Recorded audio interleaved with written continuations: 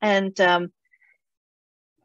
thank you to everyone who has been a part of making this event happen, including Gordon, who's there with the tech. And I also noticed all the promotion that was coming out of all of the different libraries in your region. And I just really appreciate all the hard work that people have put into putting this event together. And I think what I want to just say about this poetry collection is that I wrote or rewrote most of these poems in my 40s. I'm 51 now, and this decade has been a very interesting, it's been a decade full of learning. It's been a tumultuous decade, and so it inspired a lot of poetry. And the poetry collection is divided into 4 sections. The first is loss, the second is self-searching, the third is trauma, and the fourth is healing. And each section begins with a question, a kind of tongue-in-cheek question, and a haiku in response. And then there's poems with different styles all throughout.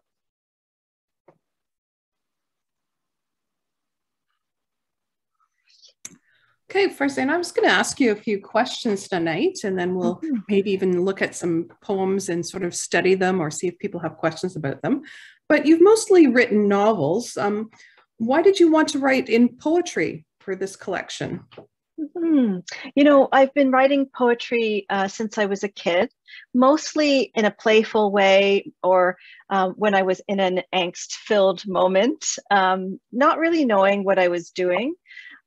It took me many years to learn a little bit more about the form of poetry and to study it more carefully, but I've always written poetry. And so I think what happened was a few years ago, I just started looking at the number of poems I had, many of them unfinished, you know, in early drafts that needed a lot more work. But I saw that I had a lot of poems and I thought about, you know, how could I put this together into a collection?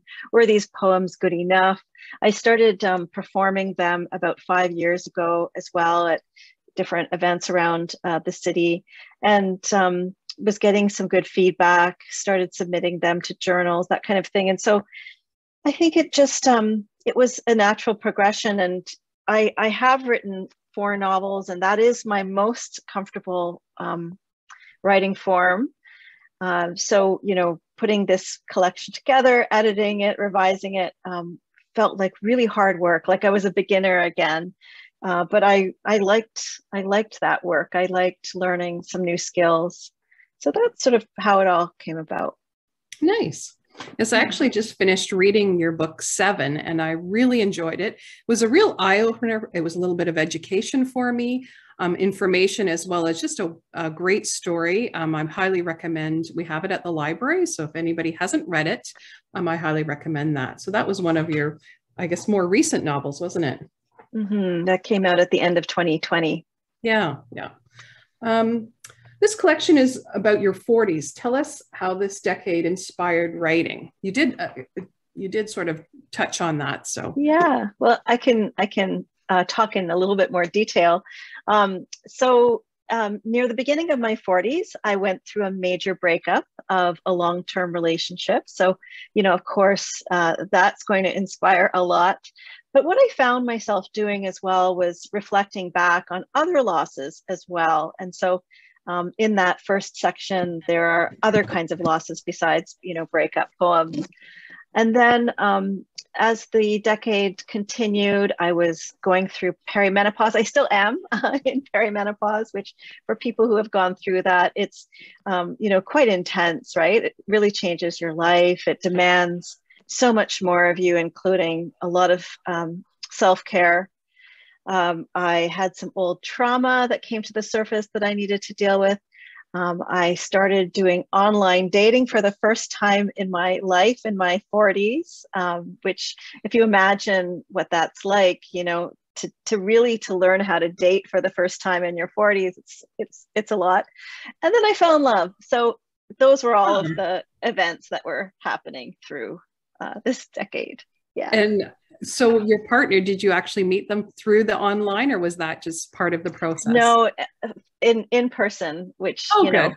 is, just kind of how it works. You try so hard online and it Yeah. doesn't work so well for a lot of people. Work for Yeah. some people. Yeah. It's nice that it's there, that tool's there for people looking, but yeah, it's nice to also when you meet them in person too. Do you have any favorite poems that you wrote? I do. Some of my favorites have to do with my mother, who died when I was quite young.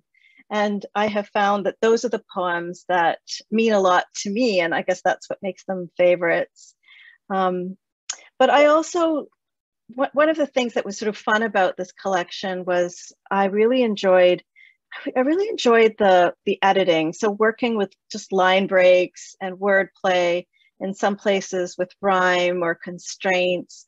There's a symbol in there that keeps popping up, and some readers might pick it up. Also, I try to play with the title, the words in the title, "You Still Look the Same," which is, really about, the different ways of seeing and looking and how we change or we don't change. I try to play with those words throughout the collection as well, and see if I could find a way to bring that theme in somewhere in each section. So I had a lot of fun, a lot of different favorite moments, I guess. Yeah, well, maybe we'll get you to read that. That's sort of like the cover.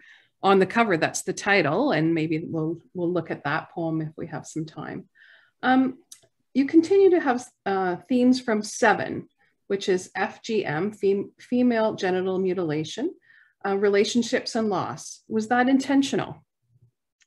I think that this is just part of what I was thinking about in this decade. I became an activist around FGM about 7 years ago, and I also had to work through some personal trauma around that. So, poetry, at least early drafts of poems, they often start from, there's at least a kernel that is from the writer's experience or the writer's observations of the world, and then the poem gets edited into something that might look quite different. And there are a couple of poems in there where I was really wrestling from different points of view around the experience of FGM.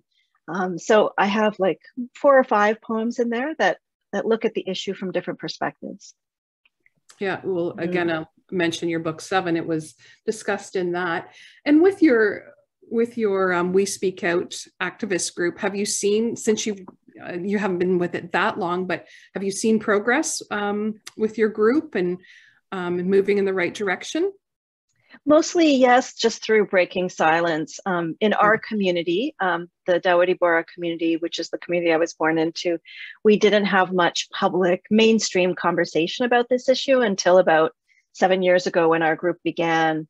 And so we've been seeing a lot more newspaper reports, much more conversation about it. And it's through the conversation that things eventually change, right?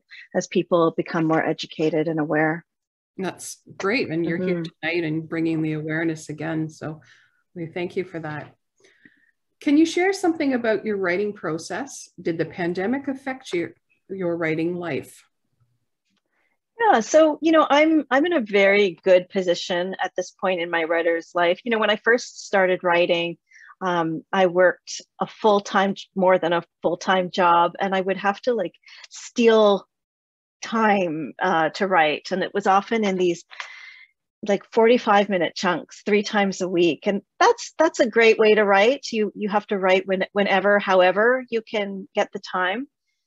But today, after many years, I've been able to have a writing practice where I can write 5 days a week for a couple of hours every morning before I go off and do my psychotherapy work.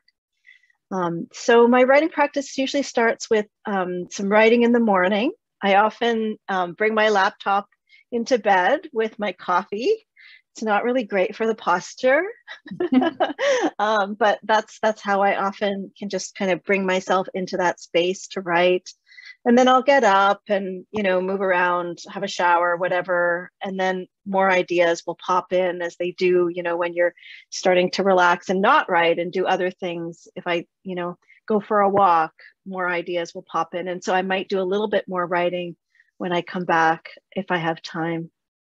Yeah, so that's sort of how the process has been. And the pandemic, I've been very busy with the writing work during the pandemic, and I think having some deadlines really helped me to stay focused because, the pandemic for most of us has been a time of added anxiety in our lives. And when we have extra anxiety, it's really hard to sit still. Like it's hard to, for me, it's even been hard to read. I've ended up listening to far more audiobooks than ever because it's harder to sit still. Yes. But deadlines make me get things done. And I had a few deadlines during these last couple of years that helped me to stay on track. Yeah, I think with the pandemic, a lot of us have learned things about ourselves and maybe looking into, like, I find it fascinating reading books from people who are therapists or psychologists, and because they really go deep into thought of what people are thinking. Maybe they're drawing something from a character. One of my recent interview, not recent, it was previous interviews, was Catherine Gilner.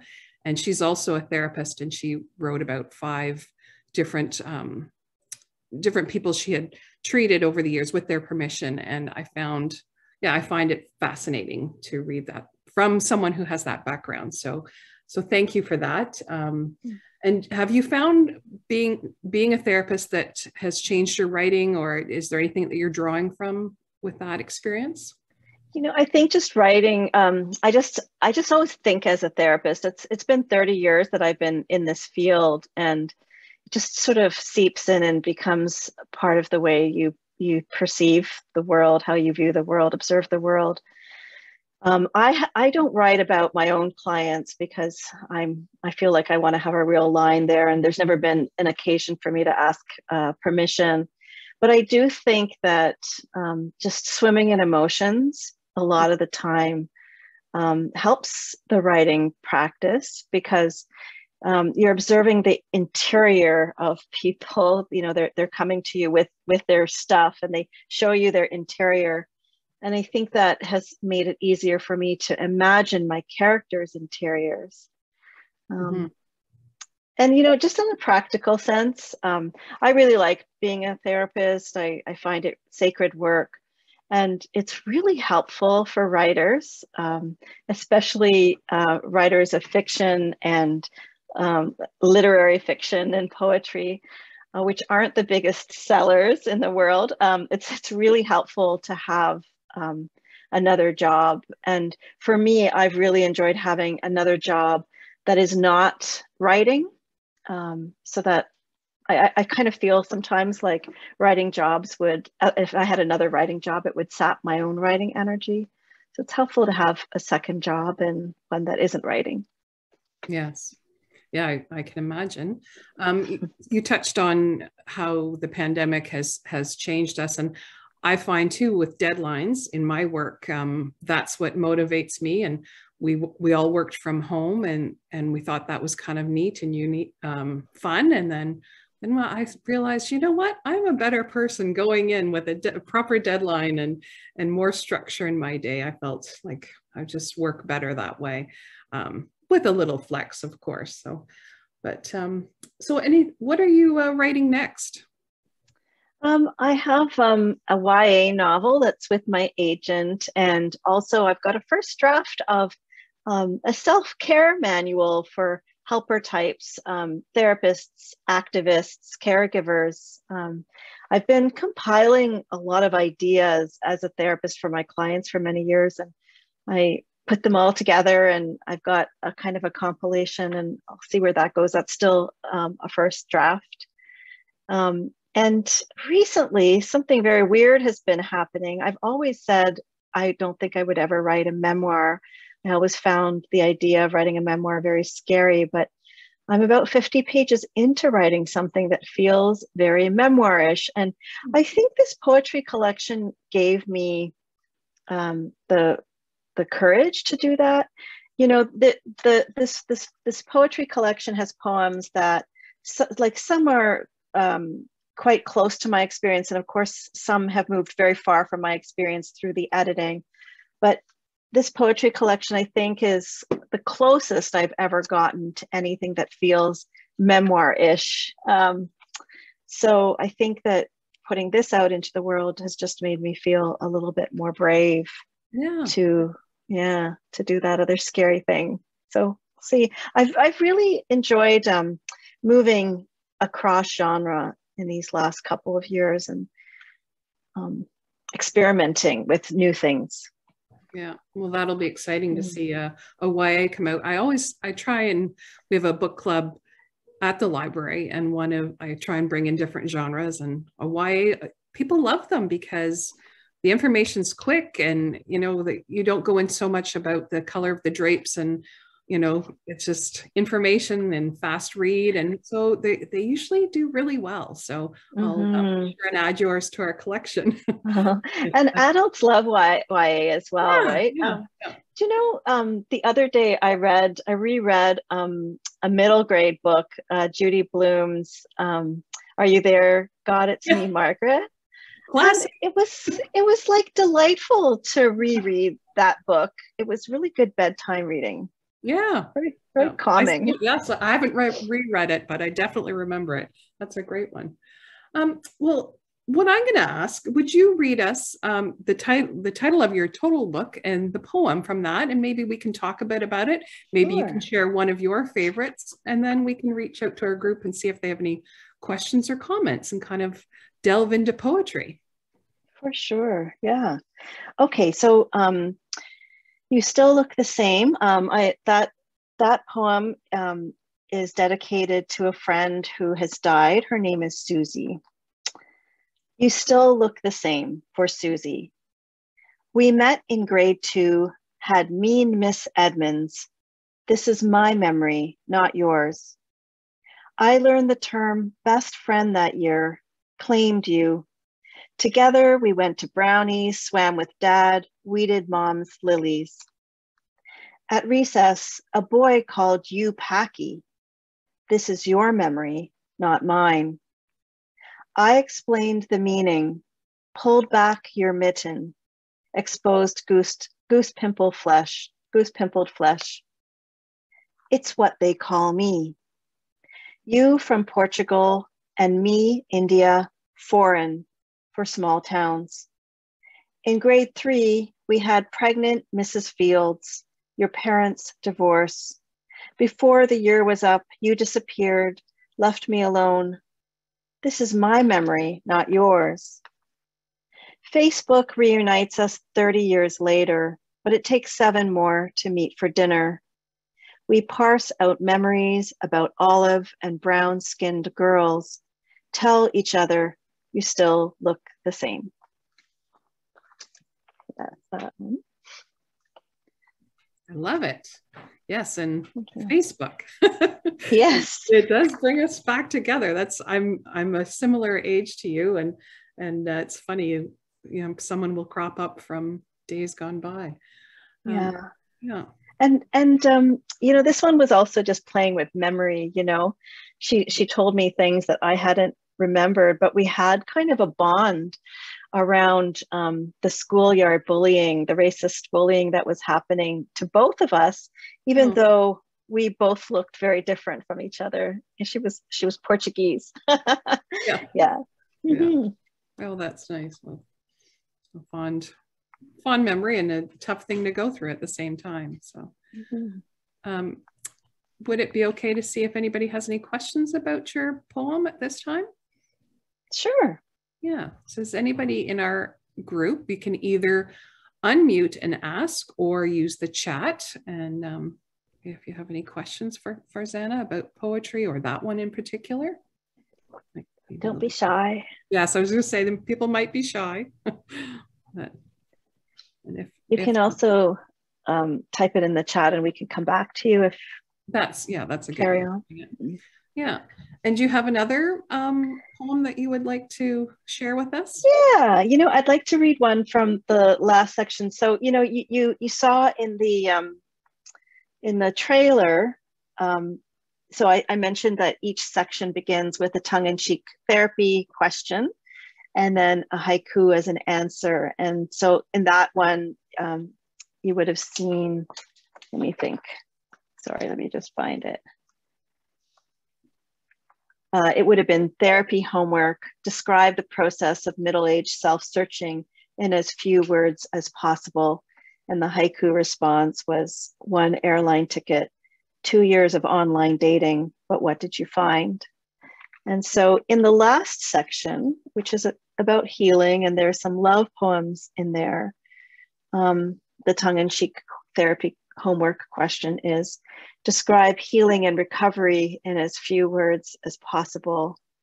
And the tongue-in-cheek haiku response is, then out of the blue, you followed me on Twitter. I no longer cared. But I'd like to read one of the love poems from that last section. Nice. And this one is dedicated to my partner, Rayan, who is in the audience right now. And it's called Learning Lebanese. He's Lebanese. So it's a play on the word of language, but also just learning about a partner.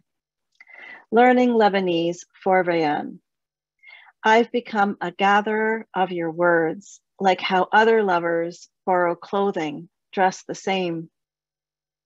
Something well worn, familiar, your mother tongue, perhaps a forgotten dialect, from the days before I left Zambia, my parents left India, our ancestors left Yemen. You mimic me too, trying on sentences that suit, phrases foreign before you left Liberia, your parents left Lebanon, unending cycles of leaving.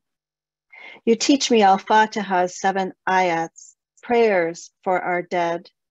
I explain the phrase chosen family, hopes for community.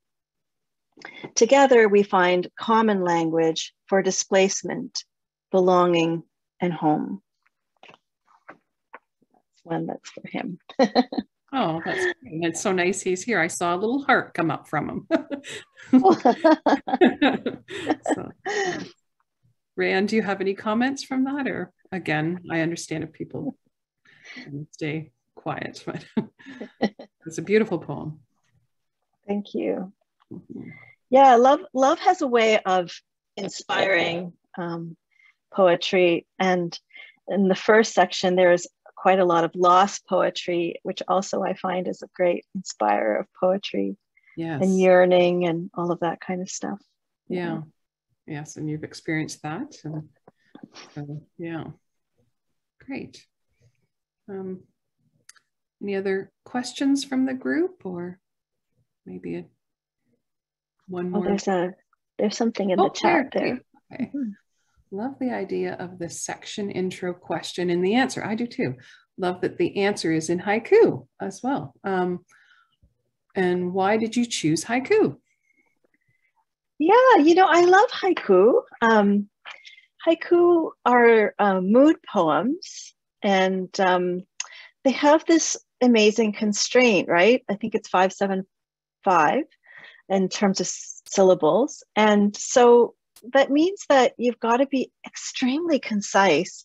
I started playing with haiku a number of years ago when I was commuting to meet my partner.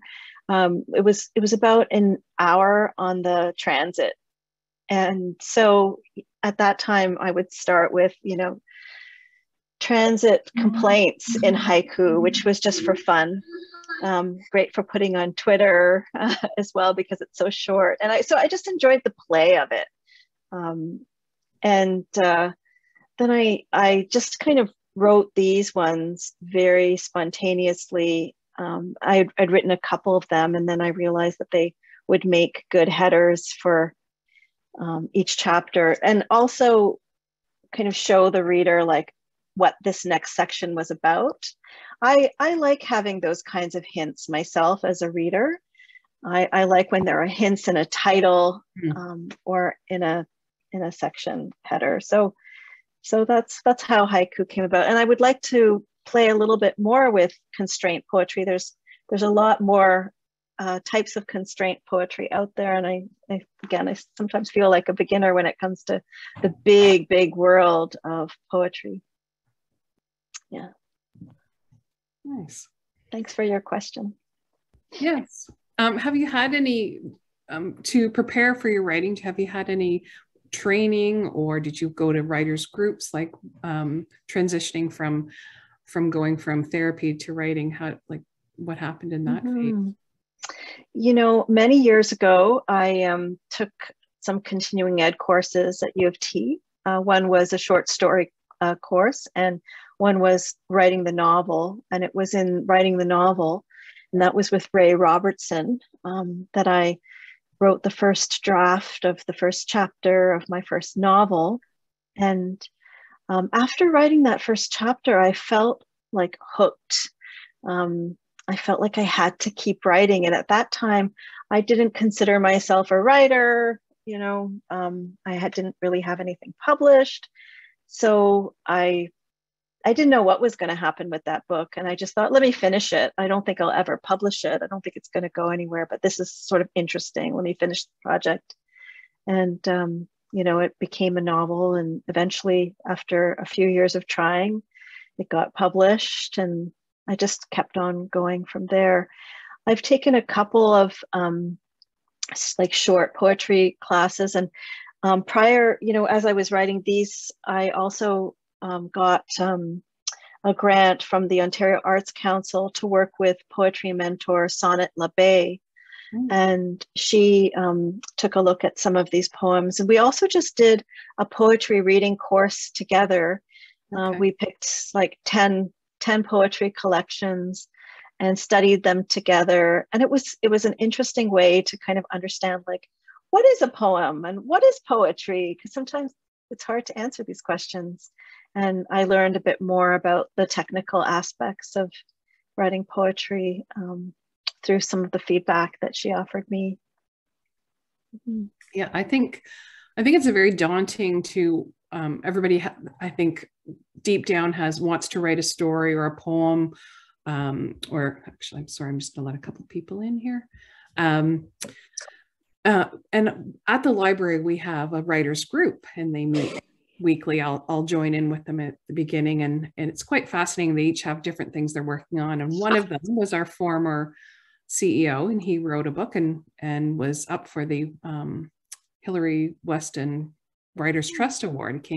So he made the top 5, which he was just blown away because he wrote one travel book quite a while ago, and then this one. So if anybody's thinking, I should put pen to paper, do it. Join the group, and because everyone thinks, oh, you know, it probably won't go anywhere, and you never know.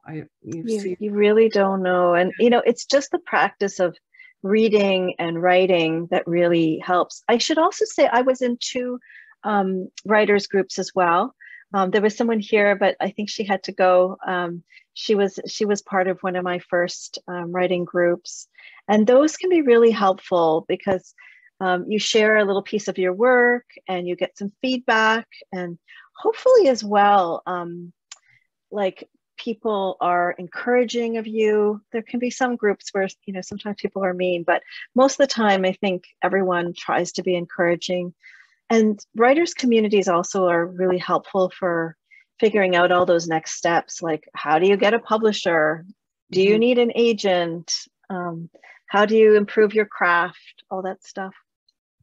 And when you were your first few books, because I mean, you've had, what did you say, 4 or 5 that have been, you know, done well. Did you return to the same publisher, or how did that process work? Did you find that you were, you know, trying with different publishers, or did you have luck with one? Maybe you can elaborate on that. So far across the 5 books, I have 3 different publishers, and one of them has published book 2, book 3, and book 4. Dundurn has done those, and Freehand has published the poetry. And my first novel came out with Inanna Publications, which is a small feminist press. And I mostly moved on from Dunder, and for this book, just because they don't publish poetry, it can sometimes be hard to find a poetry publisher. So yeah, and I also just wanted to mention I have also created an audiobook with the help of ECW's audio production team. And that was really important to me because I know a lot of people feel intimidated by poetry. Maybe we had great experiences in school with poetry, or maybe we had really bad experiences in school with poetry. I wanted to offer something that people could just listen to as well. And most of it is narrated by an actor named Ulka Simone Mohanty, and I narrate just the haikus. Her voice is just smooth like butter, so I wanted her to do most of it. Nice. Yeah, I've because with work, there's a lot of books I get through for book clubs and author talks and that type of thing. So I've reached out to other librarians. I'm like, how are you doing it? How are you keeping up? And they said, well, audiobooks, that's my go-to. And I've really enjoyed them. And it's a way that I can you really become focused if you're out. I find walking the dog in an audiobook a fabulous way. And then sometimes if it's a timeline, just while I'm cleaning up the kitchen, I put it on too. So it's a lovely way of getting through books and just being mindful, in making an experience like cleaning the kitchen that's not great, much more enjoyable. So I've turned to audiobooks a lot. So yes. Yeah, me too. Yeah. So, is there any other authors that you work with that we might have known or that you collaborate with or to edit your work? I haven't really collaborated with anybody, though for this poetry collection, poet Sharon Paul Ruprai was the editor. I will ask sometimes writer friends to read early drafts of things, and that's often a reciprocal kind of process. But so far, all of my writing has been just solo project. Yeah. I've seen more writers starting to do collaborative projects, and I'm curious how that works and how you choose somebody to be your partner in it. But it's becoming a more common process. Yeah, nice. Well, maybe we could do another poem and see if we have any questions and open it up that way. So this is from the first section, and this one is called Fall Back. And this is one of my favorites because it has some mom stuff in there. Fall back. Daylight savings, you say. Let's see 2 a.m. twice. Shut down the club, you and me, and all of humanity sweating gratitude on beer-drenched floors. My head aches, limbs leaden. Can't I just have an extra hour of sleep? With wide eyes, goading grin, you ask, but what if this hour is a silver locket holding every shiny wish? I close my eyes, think, any wish? I'd sit hip to hip with mom on a park bench, show her all my Girl Guide badges, read my valedictorian speech, offer a tour of my garden. I'd ask her if it's true. She visits me in dreams, flickers overhead lamps, leaves me coins, feathers, played matchmaker so I'd trust love again. I'd beg a slideshow, her 38 years alive, 11 when she was mine, color in outlines, memories long faded. I'd press her for stories, her final 40 minutes, the 40 days after, and the 40 years since. I'd use every expansive second, seek her advice, capture every detail, hold her hand, for by the end of the hour, she'd be gone. Well, that's beautiful. I think that's saying that you do need to write a memoir. Got a lot of Yeah, feeling. she's going to be in it for sure. Yes. And do you ever feel her, because it indicates in the poem, you feel her connection? Do you feel she sends you signs and you feel her presence?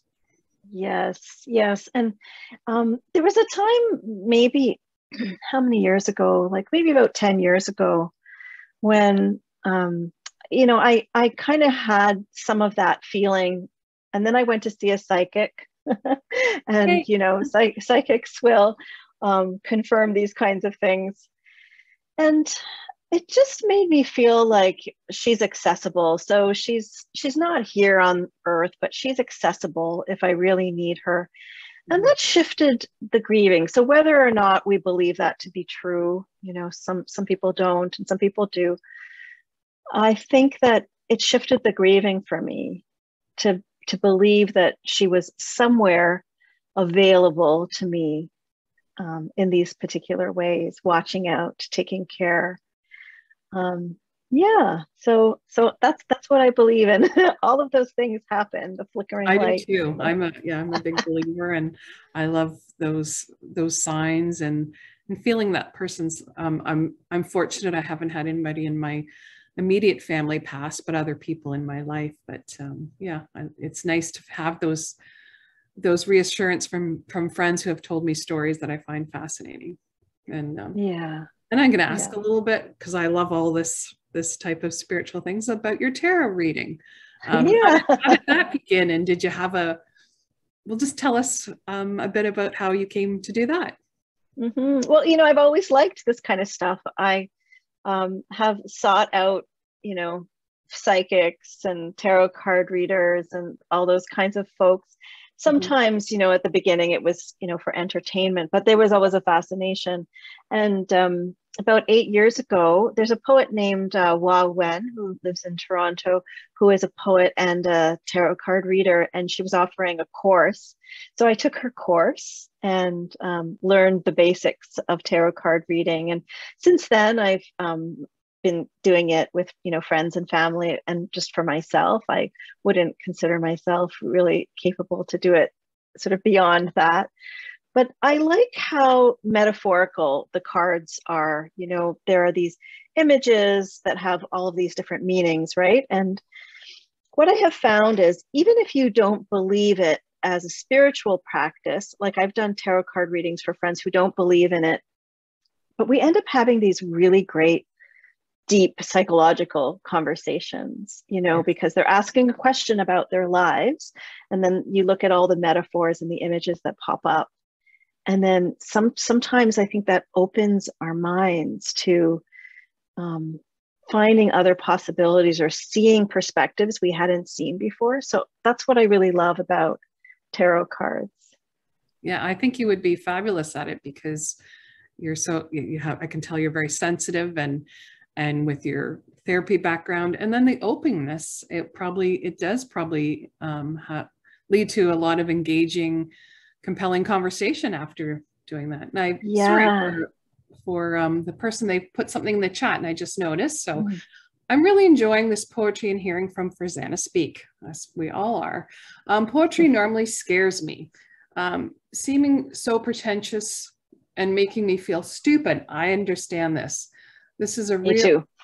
This is real and just speaks without playing games. Thank you. Oh, that's such a nice comment. And I think what you're saying is common for a lot of people. So yeah. One of the things that really helped me to feel less stupid, because I can really feel that way, because there's a lot of poetry that is in various styles that are very hard to understand. I start to look for other things in the poetry. So with most collections, I won't necessarily resonate with all of the poems or understand all of the poems, but I look for just one or two that say something to me. I'll sometimes look for wordplay So I might not understand the poem, but I can find pleasure in the wordplay or an image that pops open. So I don't necessarily stress myself out too much with getting it. And maybe that is helpful. I got a lot out of, there's a book called How a Poem Moves by Adam Saul. He's a poet, and he's written this book and where he's looked at all of the various ways that like poetry works. How does it work? Like, what is it doing? And I found that fascinating. Some of the poems that he used as examples, I didn't understand at all, but I found it interesting to hear him pick it apart and talk about like what's going on or what might be going on in the poem. And so what I would say is just find the kind of poetry you like, because poetry can help us to really like be mindful and stop and notice and slow down. I love it before going to bed. I love reading poetry because it relaxes my brain. Mm-hmm. But yeah, just don't worry about it if you don't understand it. Just find the stuff you like. That's good advice. And yes. One of my one collection I really enjoyed recently was Mary Oliver's dog songs. For all of the dog people out there. Oh, I'm one. you'll probably enjoy dog songs, and it's I found it just very understandable, and the kind of poetry that tells a story, narrative poetry, is often the kind that I resonate with. Yeah. When I was reading through, now many of you will be able to access the book May 1st, but I was lucky enough to have a PDF, so I was today and looking through. So there was, I really felt your voice, and there was, I do find that for me, I'm in my 50s now, and in my 40s, I had my kids a little bit later. So I have more time to reflect on the previous decades. And I think where you hit a lot of your things in your 40s, I'm more hitting it now, and really, you know, different things that didn't bother me before. I'm like, I have to revisit this, and you know, that type of feeling. So I noticed a lot of that in the poetry. I'm like, so maybe I'm like half a decade behind. I'm yeah, I think it was the kids. I had one and then twins, and yeah, so they're heading off to university in the fall, and one of them is going to be a therapist. So sports psychology and psychology. So I'm excited for that. Yeah. And sometimes we need time, right, to be able to reflect on what's going on. Yeah. So I know our audience will be thrilled to read your book of poetry when it comes out, because it does create, there's lots of feeling there and some great poems. Is there one more we'd like to, we're getting towards the end of the night, and feel free to put some chats in or notes in our chat box, or unmute and ask a question after our next poem. Should I read the perimenopause one? Yes, I liked that one. Let me just find it.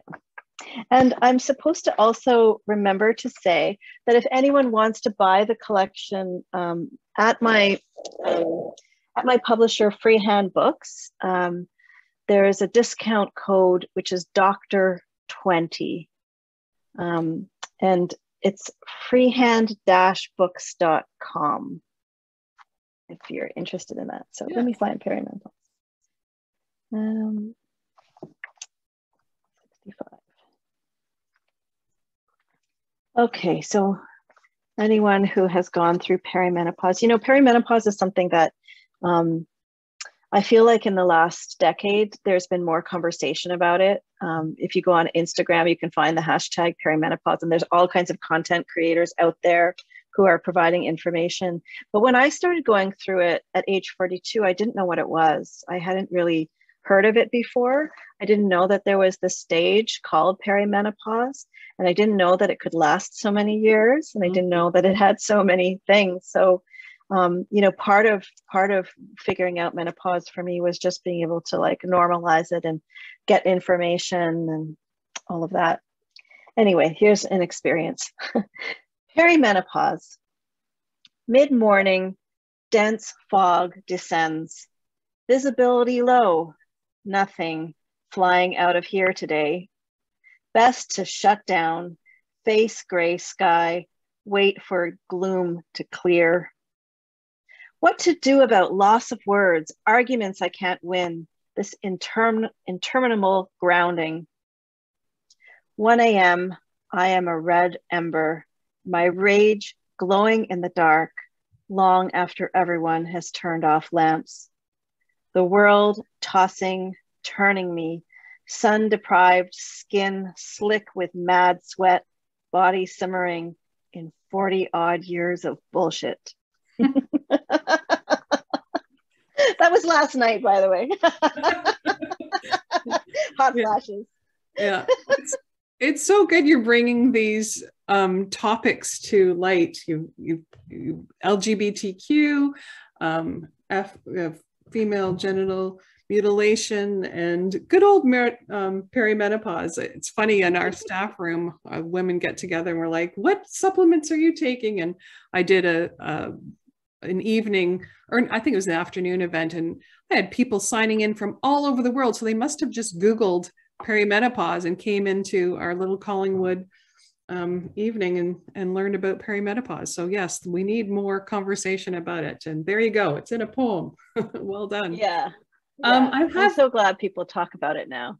Yeah, I have some more things in the chat here. Okay. Oops, scrolling. Someone said to re-mention. Oh, use the coupon Doctor 20 for. Yes, and I put the link to freehand books there. That's excellent. Thank you. So it's in. And Leanne says, I'm very excited. I have ordered your book and it should arrive next week. Leanne loves poetry. Wonderful hearing you speak. Very relatable. Exactly. Menopause. Can you suggest an easy, quick exercise for practicing writing poetry? Good question. Yeah, it's a great question. You know, I think people really like writer's prompts. So, you know, you can find a writer's prompt anywhere. It can be very random, or you can write hashtag writer's prompt, like on Twitter, and someone will be offering one that day. Some of the writers' festivals will give a writer's prompt, but you know, it often will, for me, just start from an experience or an observation, right? So you might be having some experience and one or two words just pop up, and that might be the place that you start. So I would say, like, your life, your life is the writer's prompt. Yeah. And if you are feeling intimidated and you want like a constraint, you know, do haiku. You can do after poems. I have one poem in here that is after a Rumi poem. So you find your favorite poem and you think about, okay, like, what would I write about if I wrote in exactly this style? And then the constraint is that poem that was already written, and you're kind of overwriting it. Yeah, those are great tips. Yeah. Leanne's niece is very talented in poetry, so I'm sure she's asking for her as well. So yeah. Any other questions out there? And let me just check if I've missed anything.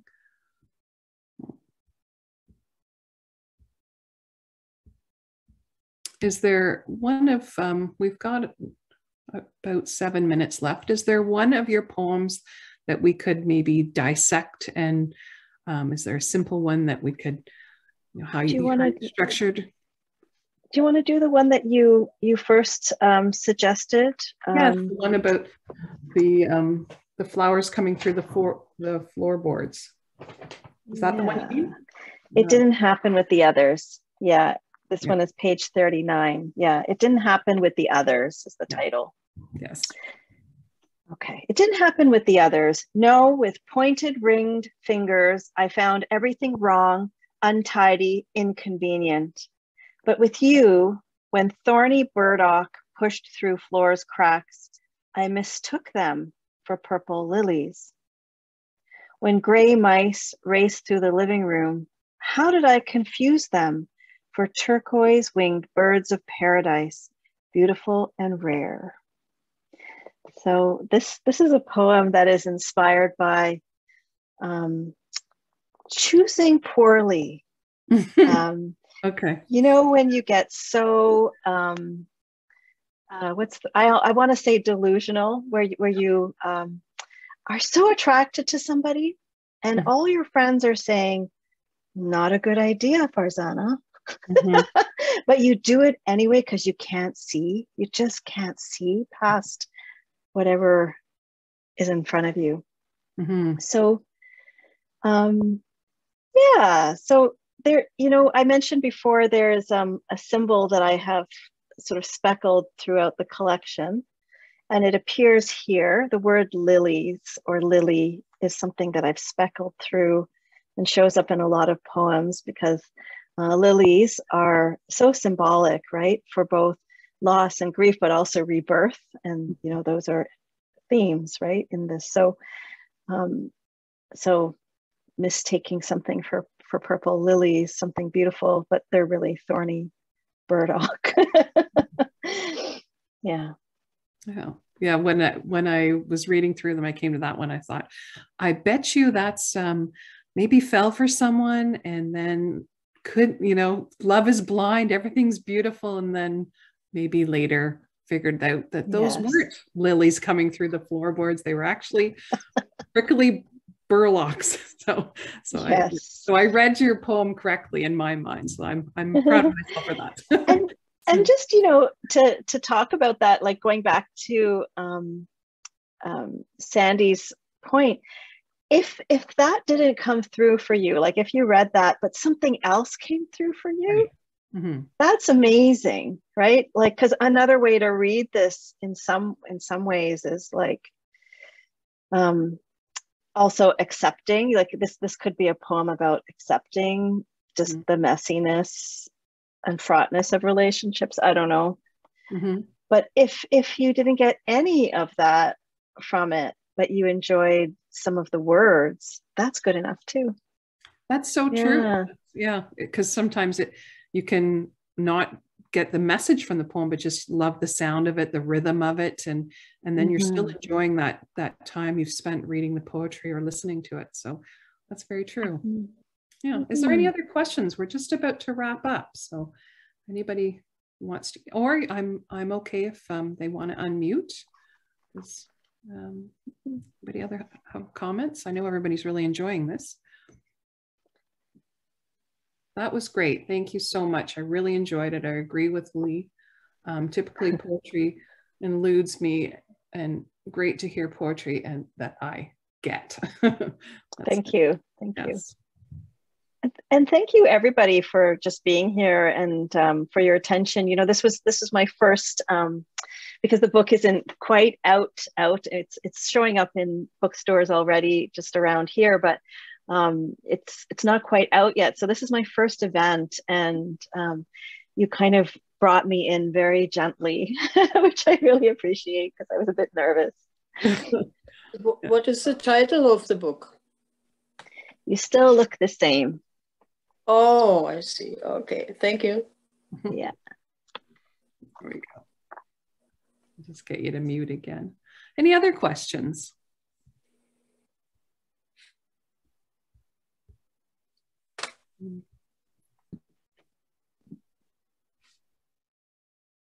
No?